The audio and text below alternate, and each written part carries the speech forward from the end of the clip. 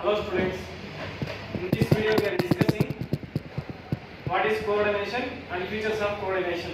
Kannada medium ಅವರಿಗೆ ಸಮನ್ವಯತೆ ಎಂದರೇನು, ಸಮನ್ವಯತೆಯ ಗುಣಲಕ್ಷಣಗಳು ಅಂತ ಕರೀತೀವಿ. ಗುಣಲಕ್ಷಣಗಳು ಎರಡು ಒಂದೇ. ಮೀನಿಂಗ್ ಆಫ್ ಕೋಆರ್ಡಿನೇಷನ್ ಅಂದಾಗ ಸಮನ್ವಯತೆಯು ಪ್ರತಿಯೊಂದು ಇಲಾಖೆಯಲ್ಲಿ ಬೇಕಾಗುತ್ತೆ. ಪ್ರತಿಯೊಂದು ಡಿಪಾರ್ಟ್ಮೆಂಟ್ಸ್ ಅಂತ ಕರೀತೀವಿ ನಾವು. ಇವಾಗ finance department, marketing department, HR department, research and development department. ಪ್ರತಿಯೊಂದು ಕಂಪನಿನಲ್ಲೂ ಡಿಫ್ರೆಂಟ್ ಡಿಪಾರ್ಟ್ಮೆಂಟ್ಸ್ ಇರುತ್ತೆ. ಒಂದೊಂದು ಡಿಪಾರ್ಟ್ಮೆಂಟ್ನಲ್ಲೂ ಏನು ಬೇಕಾಗುತ್ತೆ ಅಂದರೆ ಕೋಆರ್ಡಿನೇಷನ್, ಸಮನ್ವಯತೆ ಬೇಕಾಗುತ್ತೆ. ಸಮನ್ವಯತೆ ಹೆಂಗಾಗುತ್ತಂದ್ರೆ ಪ್ರತಿಯೊಂದು ಹಂತದಲ್ಲಿ ಬೇಕಾಗುತ್ತೆ, ಪ್ರತಿಯೊಂದು ಇಲಾಖೆಯಲ್ಲಿ ಬೇಕಾಗುತ್ತೆ.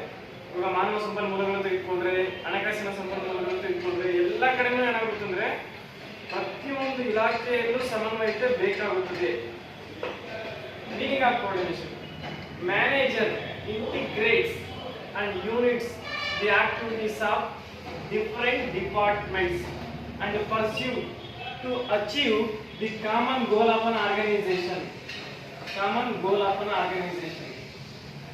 Each and every company, they are setting common goal to entire organization. In order to achieve that goal, we need to work in a coordinationally. ನೋಡ್ರೆ ಪ್ರತಿಯೊಂದು ಇಲಾಖೆಯಲ್ಲಿ ಏನಾಗಿರುತ್ತೆ ಅಂದ್ರೆ ಅದರದೇ ಆದ ಒಂದು ಗುರಿಯನ್ನ ಏನ್ ಮಾಡ್ತಾರೆ ಅಂದ್ರೆ ಫಿಕ್ಸ್ ಮಾಡಿರ್ತಾರೆ. ಆ ಗುರಿಯನ್ನು ತಲುಪಬೇಕಂದ್ರೆ ನಮ್ಗೆ ಏನಾಗಿರುತ್ತೆ ಅಂದ್ರೆ ಪ್ರತಿಯೊಂದು ಇಲಾಖೆಯಲ್ಲಿ ಪ್ರತಿಯೊಂದು ಹಂತದಲ್ಲಿ ನಮ್ಗೆ ಏನಾಗಬೇಕಾಗುತ್ತೆ, ಸಮನ್ವಯತೆ ಬೇಕಾಗುತ್ತದೆ. Coming to the definition of coordination, ವ್ಯಾಖ್ಯಾನ ಅಂತ ಕರೀತೀವಿ. ನೋಡಿ, according to MC Forland, coordination is the process whereby an executive develops an orderly pattern. ನೋಡಿ, executive in the sense of managerial level. ನೀವು ನೋಡಬಹುದು top level executives like chief executive officer, managing director, ಇಂಥವರೆಲ್ಲ executives develops an orderly pattern of group efforts among his subordinates. ನೋಡ್ರೆ coordination ಬೇಕಾಗಿರೋದೇ entire organisation ಅಲ್ಲಿ group efforts ಎಲ್ಲೆಲ್ಲಿ ಇರುತ್ತೋ ಅಲ್ಲೆಲ್ಲ ಏನಾಗುತ್ತೆ ಅಂದ್ರೆ ನಮ್ಗೆ ಏನ್ ಬೇಕಾಗುತ್ತೆ, ಕೋಆರ್ಡಿನೇಷನ್. ಇವಾಗ ನಮ್ಮ ಕಾಲೇಜ್ನಲ್ಲಿ ತೆಗೆದುಕೊಂಡ್ರೆ ನಿಮ್ಮಲ್ಲಿ ಒಂದು 50-60 ಸ್ಟೂಡೆಂಟ್ಸ್ ಇರ್ತಾರೆ ಅನ್ಕೊಂಡ್ರೆ, ನಿಮ್ಮಲ್ಲಿ ಏನಿರ್ಬೇಕು, ಎಲ್ಲರಲ್ಲಿ ಕೋಆರ್ಡಿನೇಷನ್ ಅನ್ನೋದು ಇದ್ರೆ ಮಾತ್ರ ನೀವು ಕುತ್ಕೊಂಡು ಲೆಸನ್ ಕೇಳ್ತೀರಾ. ಅದಕ್ಕೋಸ್ಕರನೇ ಕಂಪನಿನಲ್ಲಿ ಕೂಡ ಅಷ್ಟೇ group efforts required for entire organization or subordinates and secures the unity of action to pursue of common purpose. Secure organizational and unity of action. Unity of action ಹೆಂಗ್ ವರ್ಕ್ ಆಗುತ್ತೆ ಅಂದ್ರೆ ಇಲ್ಲಿ managing director they are providing guidelines to the finance department, marketing department, HR department and research and development department. ನೋಡ್ರಿ, common directions ಕೊಡೋದು managing director. ಇವ್ರು ಏನು ಕೊಡ್ತಾರೆ, finance department ಕೊಡ್ತಾರೆ, ಮಾರ್ಕೆಟಿಂಗ್ ಡಿಪಾರ್ಟ್ಮೆಂಟ್ ಕೊಡ್ತಾರೆ, ಹ್ಯೂಮನ್ ರಿಸೋರ್ಸ್ ಡೆವಲಪ್ಮೆಂಟ್ ಡಿಪಾರ್ಟ್ಮೆಂಟ್ ಕೊಡ್ತಾರೆ, R&D department ಕೊಡ್ತಾರೆ. ಅಂದ್ರೆ they are providing common directions to the each and every level and each and every departments. ನೋಡ್ರಿ, features of coordination, characteristics or features. Coordination integrates group efforts. Kannada ಮೀಡಿಯಂಗೆ ಸಮನ್ವಯತೆಯು ಗುಂಪು ಪರಿಶ್ರಮವನ್ನು ಸಂಯೋಜಿಸುತ್ತದೆ. Coordination integrates group efforts in the sense it integrates and units the actions of different levels and as well as different departments. Example for departments: finance department, marketing department, HR department and R&D department. ಸಮನ್ವಯತೆಯು ಗುಂಪು ಪರಿಶ್ರಮವನ್ನು ಸಂಯೋಜಿಸುತ್ತದೆ. ಗುಂಪು ಪರಿಶ್ರಮ ಅಂದ್ರೆ ನೋಡ್ರಿ, single person cannot perform all the activities in an organisation. Each and every organisation we need or we require the group efforts. Group efforts ಅಂದ್ರೇನೆ ನೋಡ್ರಿ, ಜಾಸ್ತಿ ಸಬಾರ್ಡಿನೇಟ್ಸ್ ಆರ್ ಎಂಪ್ಲಾಯೀಸ್ ಇನ್ವಾಲ್ವ್ ಆಗಿರೋ ಅವ್ರ efforts in order to achieve common goal. ನಮ್ಮ goal ಏನಿದೆಯೋ ಅದನ್ನ achieve ಮಾಡ್ಬೇಕಂದ್ರೆ ನಾವೇನು, group efforts is very important for achieving common goal of an organization. We are having coordination in each and every level as well as department, then only possible to reach organizational goals.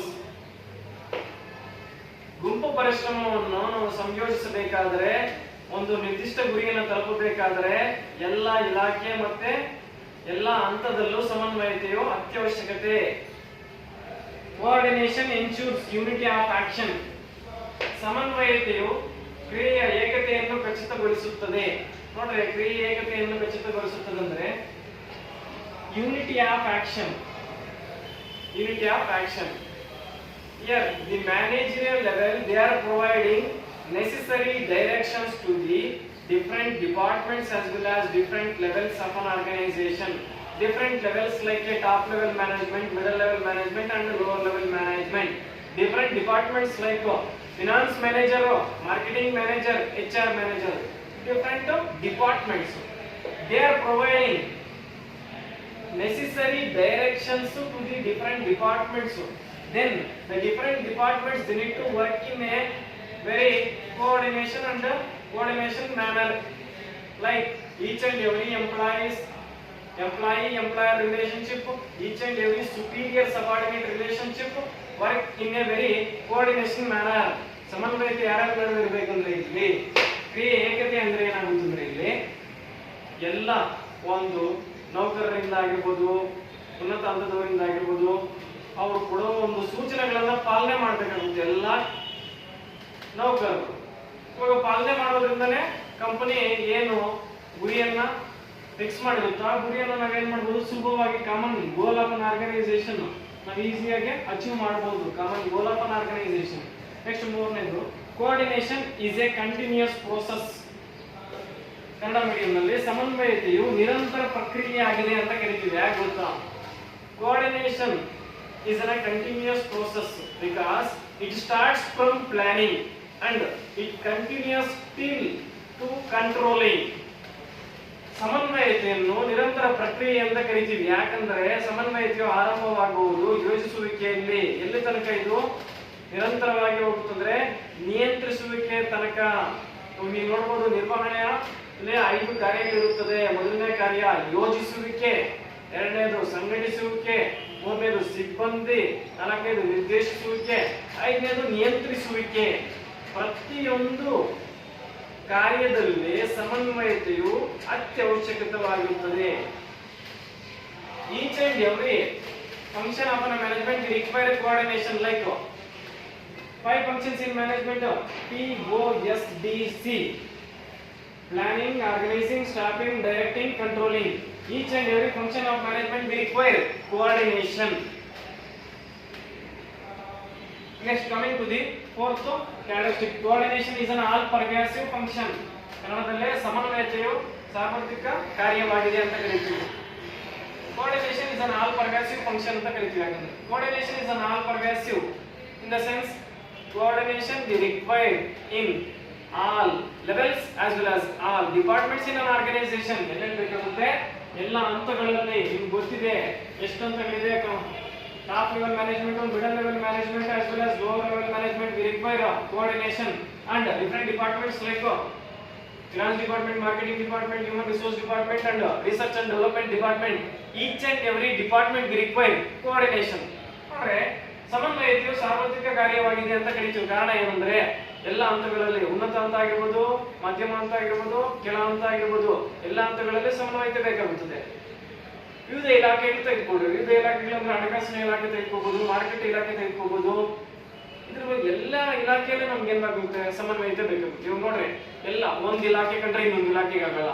Conflicts ನಡೀತಾನೆ ಇರುತ್ತೆ, ಗಲಾಟೆಗಳು. ಅವಾಗ ಏನಾಗುತ್ತೆ, common ಗೋಲ್ ಅನ್ನ reach ಆಗಕ್ಕಾಗುತ್ತಾ? ಆಗುದಿಲ್ಲ. ಎಲ್ಲಾ departments, ಪ್ರತಿಯೊಂದು department correct ಆಗಿ work ಮಾಡಿದ್ರೆ ಮಾತ್ರನೇ ನಮ್ಮ ಕಂಪನಿ ಗೋಲ್ ಏನಾಗಿದೆಯೋ ಅದನ್ನ ರೀಚ್ ಆಗೋದಕ್ಕೆ ಸುಲಭವಾಗಿ ಪಾಸಿಬಲ್ ಆಗುತ್ತೆ. ನೆಕ್ಸ್ಟ್ ನೋಡ್ರಿ, ಐದನೇ ಫಂಕ್ಷನ್, ಐದನೇ feature, coordination is the responsibility of all manager. ಸಮನ್ವಯತೆ ಎಲ್ಲ ವ್ಯವಸ್ಥಾಪಕರ ಜವಾಬ್ದಾರಿಯಾಗಿದೆ. ನೋಡ್ರಿ, coordination is the responsibility of managers. Each and every manager, they are having the responsibility among each and every subordinates. They need to work in a very cooperation manner or a coordination manner in order to pursue to the common goal of an organization. ನೋಡ್ರೆ ಎಲ್ಲಾ ವ್ಯವಸ್ಥಾಪಕರ ನಡುವೆ ಜವಾಬ್ದಾರಿಯಾಗಿರುತ್ತದೆ. ನೋಡ್ರಿ ಎಲ್ಲಾ ವ್ಯವಸ್ಥಾಪಕರಂದ್ರೆ ಇಲ್ಲಿ ಇರ್ತಾರೆ finance department ಅವರು, marketing department, ಇವ್ರ ಜೊತೆ ಏನಾಗುತ್ತೆ ಮಾಹಿತಿ ಹಂಚಿಕೋಬೇಕಾಗುತ್ತೆ. ಫಿನಾನ್ಸ್ ಹಣಕಾಸಿನ ಬಗ್ಗೆ, ಮಾರುಕಟ್ಟೆ ಬಗ್ಗೆ, ಇವೆರಡರ ಬಗ್ಗೆ ಏನಾಗಿರ್ಬೇಕು ಕೋಆರ್ಡಿನೇಷನ್ ಇರಲ್ಲ. ಇವ್ರನ್ನ ಕಂಡ್ರೆ ಇವ್ರು ಆಗಲ್ಲ ಅನ್ಕೊಂಡ್ರೆ ಅವಾಗ ಕೋಆರ್ಡಿನೇಷನ್ ಇರುತ್ತಾ ಇರೋದಿಲ್ಲ. ಅದಕ್ಕೋಸ್ಕರನೇ ಎಲ್ಲಾ ಡಿಪಾರ್ಟ್ಮೆಂಟ್ಸ್ ನಲ್ಲಿ ವ್ಯವಸ್ಥಾಪಕರು ಏನ್ ಮಾಡ್ತಾರೆ ಅಂದ್ರೆ ಕೋಆರ್ಡಿನೇಷನ್ ಇರೋ ರೀತಿ ಏನ್ ಮಾಡ್ಬೇಕಂದ್ರೆ ಯಾವ ರೀತಿ ಭಿನ್ನಾಭಿಪ್ರಾಯ ಇರಬಾರ್ದು. ಕೋಆರ್ಡಿನೇಷನ್ ಇರಬೇಕು, ಈಚ್ ಅಂಡ್ ಎವ್ರಿ ಲೆವೆಲ್ ಅಲ್ಲಿ ಇರಬೇಕು, ಡಿಪಾರ್ಟ್ಮೆಂಟ್ ಅಲ್ಲಿ ಇರಬೇಕು. ಯಾರ ಜವಾಬ್ದಾರಿ ಇದು?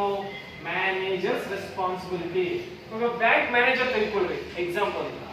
ಎಲ್ಲ ಅವರ ಒಂದು ಸ್ಟಾಫ್ ಮೆಂಬರ್ಸ್ ಕರೆಕ್ಟ್ ಆಗಿ ವರ್ಕ್ ಮಾಡ್ತಿದಾರಾ ಇಲ್ವಾ, ಅವರ ನಡುವೆ ಏನಾದ್ರು ಕಾನ್ಫ್ಲಿಕ್ಟ್ಸ್ ಗಲಾಟೆ ಇದೆಯೋ ಅನ್ನೋದು ಯಾರಿಗೆ ಗೊತ್ತಿರ್ಬೇಕಂದ್ರೆ ಮ್ಯಾನೇಜರ್ ಗೊತ್ತಿರ್ಬೇಕು. ಅವನ ಜವಾಬ್ದಾರಿ ತಿಳ್ಕೊಳ್ಳೋದು, responsibility of manager. Bank manager he need to provide necessary guidelines to his staff members. Next, sixth one ನೋಡಿದಾಗ coordination is the deliberate function. ಸಮನ್ವಯತೆಯ ಉದ್ದೇಶಪೂರ್ವಕ ಕಾರ್ಯವಾಗಿದೆ. Deliberate function in the sense ಅತ್ಯವಶ್ಯಕತೆ ಅನ್ನೋ word. Coordination is a deliberate function in the sense each and every management they require coordination very deliberately. Or coordination is essence for every management. Essence in the sense ಅತ್ಯವಶ್ಯಕತೆ ಅಂತ ಕರಿತೀವಿ ನಾವು. ಸಮನ್ವಯತೆಯು ಎಲ್ಲ ಒಂದು ಸಂಘಟನೆಯಲ್ಲೂ ಅತ್ಯವಶ್ಯಕವಾಗಿದೆ. ಉದ್ದೇಶಪೂರ್ವಕವಾಗಿ ಪ್ರತಿಯೊಂದು ಸಂಘಟನೆಯಲ್ಲೂ ಸಮನ್ವಯತೆಯ ಇರಲೇಬೇಕಾಗುತ್ತದೆ. ಕೋಆರ್ಡಿನೇಷನ್ ಅಲ್ಲಿ first features, coordination is integrates group efforts. Second one, coordination ensures unity of action. Third one, coordination is a continuous process. Next fourth one, coordination is an all pervasive. Next, fifth one, coordination is the responsibility of all manager. Sixth one, it is a deliberate function. Deliberate function ಅಂತ ಕರೀತೀವಿ ನಾವು.